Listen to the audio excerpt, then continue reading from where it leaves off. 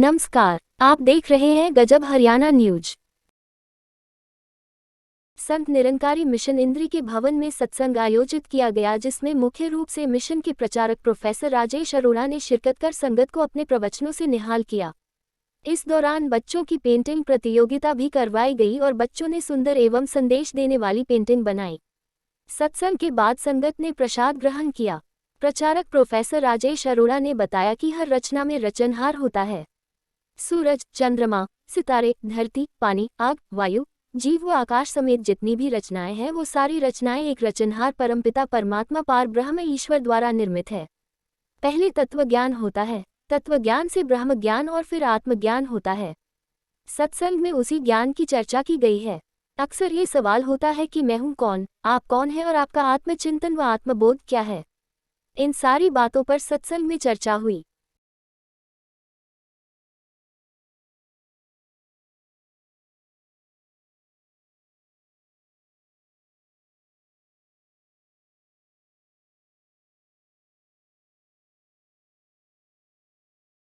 Statement हूँ जानो सो, हूँ मेरी एग्जिस्टेंस इज देयर।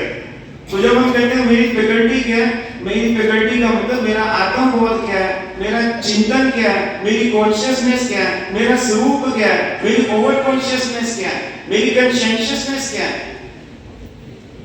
मेरी सोच क्या है, मेरी विजडम क्या है, ये सब जो ये फैक्ट्स को दिया जाता है। जब आप आत्मा को ब्रह्म ज्ञान मिला तो ब्रह्म ज्ञान किसको दिया जाता है? आत्मा को ब्रह्म ज्ञान दिया जाता है।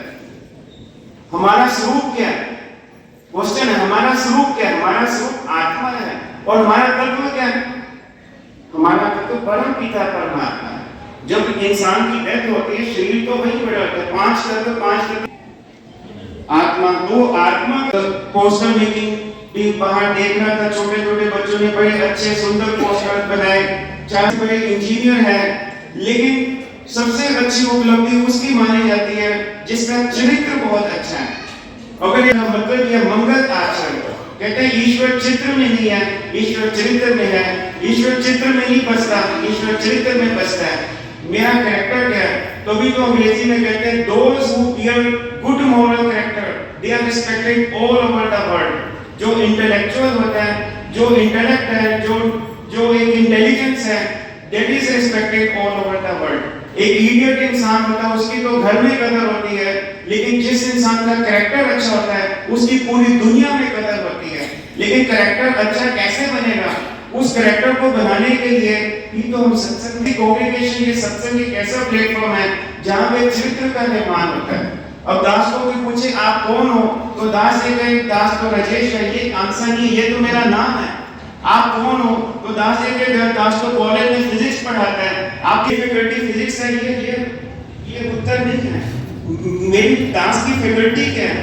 मेरी वर्ड में बोल रहा हूँ, एक्चुअली मैं वर्ड नहीं बोल रहा हूँ, एक प्रोनाउन के रूप में बोलना पड़ रहा है। में जो ये सत्संग कार्य जो हुआ है, ये अपना एक रचनहार होता है, एक रचयिता है, एक रचना है, एक कुदरत है, एक कादर है, एक क्रिएटर है, एक क्रिएशन है। तो जो रचनहार, हर रचना में रचनहार है। जितनी भी रचनाएं हम देख रहे हैं, चाहे वो सूरज है, चंद्रमा, सितारे हैं, धरती, आग, पानी, वायु, जीव, आकाश हैं, ये सारी जो है ये रचनाएं हैं। लेकिन सारी रचनाएं जो है एक रचनहार, जिसको हम परम पिता परमात्मा पार ब्रह्म ईश्वर कहते हैं, उनके द्वारा निर्मित है। तो आज इस क्रिएटर की रियलाइजेशन, वो कहते हैं self realization through God realization. तो पहले तत्व ज्ञान होता है, तत्व ज्ञान से ब्रह्म ज्ञान, ब्रह्म ज्ञान से आत्म ज्ञान। तो उसी ज्ञान की चर्चा आज की है। और ताकि अपना जो है कहते हैं ना, man sojourn in this world has a definite purpose and purpose is to know his predicament, कि मैं हूँ कौन। अक्सर ये सवाल होता है कि आप कौन हो, आपका आत्मचिंतन क्या, आपका आत्म बोध क्या है, आपकी कॉन्शियसनेस क्या है। तो ये सारी जो है सत्संग में डिस्कस हुआ, यही दास कहना चाहेगा। हम जनता को ये है कि 84 लाख योनियों के बाद ये इंसान की योनि मिलती है, एक ही बार मिलती है। ये जो जन्म है, चाहे तो बिगाड़ ले या संवार ले। तो जब एक ह्यूमन जो लाइफ है, एक यूनिक ब्लेसिंग है given to human by God, क्योंकि लाइफ जो है दैट इज़ द ट्रेजर। ये जो लाइफ है ये बहुत बड़ी चीज़ है।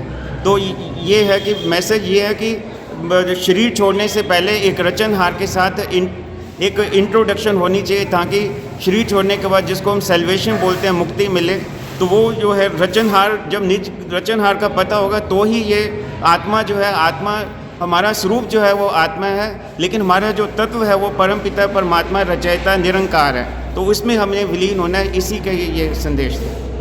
यस, सत्य संग का मतलब ही होता है सत्य का संग। सत्संग का मतलब ये है सत्य का संग। सत्संग का मतलब ये नहीं कि ये कोई 2.5 घंटे का प्रोग्राम नहीं है या 2 घंटे का प्रोग्राम नहीं है। 2 घंटे से पहले भी सत्य है, 2 घंटे के बाद भी सत्य है। सत्य तो एक ही होता है।